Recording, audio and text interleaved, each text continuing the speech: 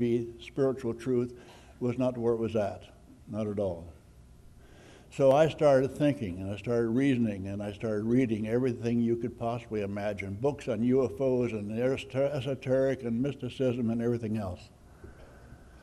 Eventually getting to the point where I started to gain a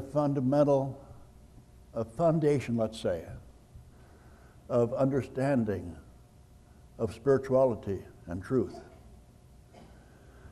So I continued reading, going within, and so forth.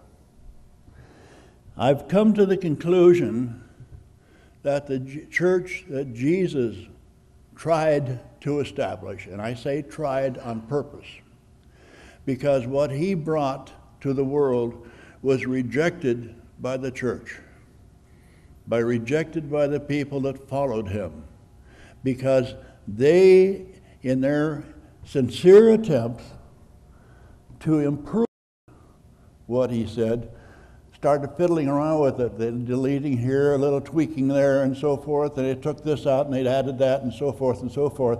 Eventually, by the 6th century A.D., they had totally destroyed what Jesus tried to establish. And you could see at the end of the 1st century A.D. that the foundation of Jesus' church was on its real shaky foundation.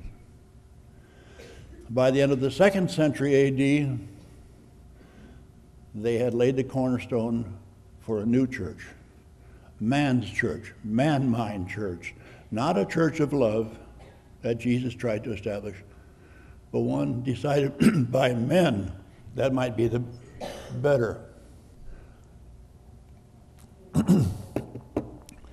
In the early years, the first few hundred years, there were two methods of belief. One was the Gnostic method, Gnosticism, meaning knowledge.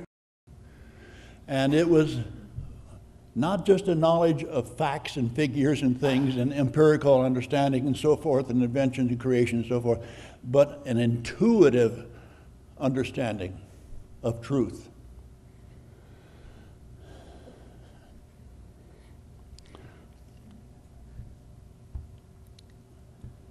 You know, sometimes I get up and I only take one smart pill. Sometimes I think I start taking 2 at a time instead of 1.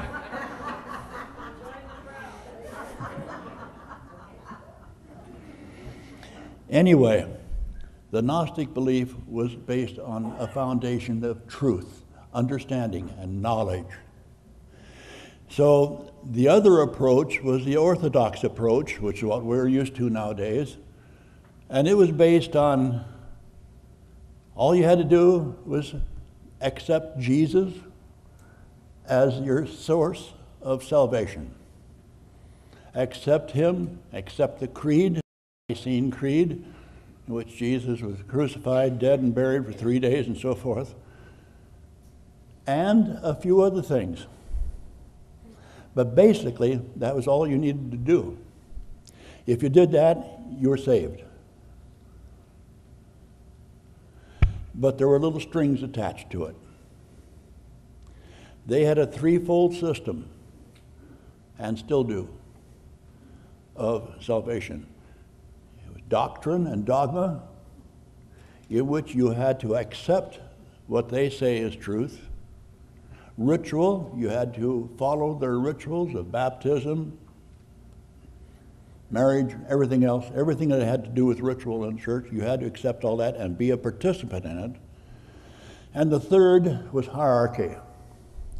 The hierarchy of the church consisted of bishops, priests, and deacons.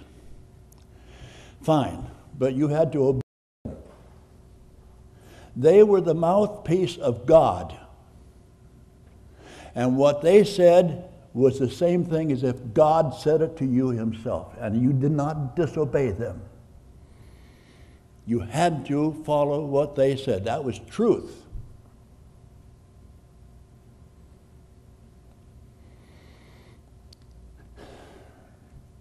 There was no room for free will anymore. The free will God gave us was thrown out the window because you had to obey everything the church said. And the church was not always right. Too often it was wrong entirely.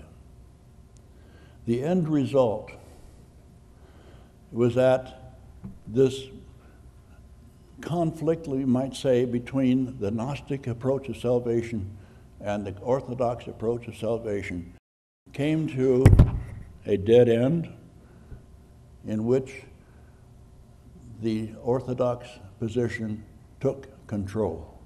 Now, they did this because they gained the numbers of converts. Well, just imagine, if you are interested if you're somebody looking for faith or something like that, and you hear about Jesus and so on, and you had a choice between the Gnostic approach and the Orthodox approach, you would choose, more than likely, the Orthodox approach because you didn't have to do anything. All you had to do is accept what they said and obey. Absolutely abject obedience and no opportunity to say anything else. No, you could not disagree. You could not even question. Now, I'm talking not about the first 100 years or the second 100, but by the end of the 6th century, it was totally orthodox. The Gnostic approach, based on knowledge and understanding, required a commitment. It required a dedication. And the people had to be taught. They were taught the mysteries. You've heard that term. Jesus would taught it to his disciples. The hidden mysteries. They asked him one day why they were taught the mysteries, and he only spoke in parables to the masses. He said, because you people are mature enough spiritually to understand what I'm saying, whereas the masses are not. They're still working their way up into greater understanding of God's laws and truth and so forth. So I speak in parables to them. They will at least gain that, which could be maybe a beacon of light, kind of leading them on, encouraging them on. Yes, that most of the people in here are ready for the hidden mysteries because you are more spiritual mature, perhaps. Only you can say that. But anyway, Jesus taught his disciples the mysteries.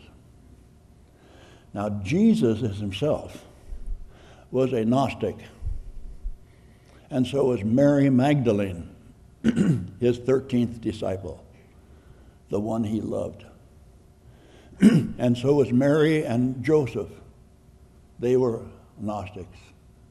And so was most of the community of Nazareth, the Essenes, who taught Jesus.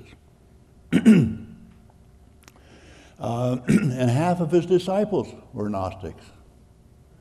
But never mind that they were Gnostics. The Orthodox said that's not the way. We cannot build I got to quit being so flamboyant up here.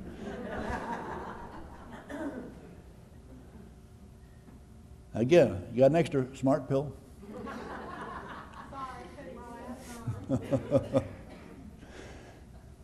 Anyway, the Orthodox approach was to gain a universal church of all people.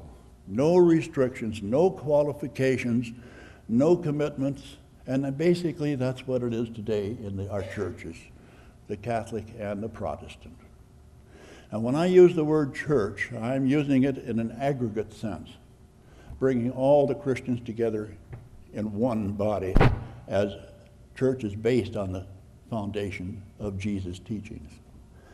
If I'm referring to the Catholic Church, I will try to say Catholic Church, and I find it's easier not to do that because almost everything I'm saying is regarding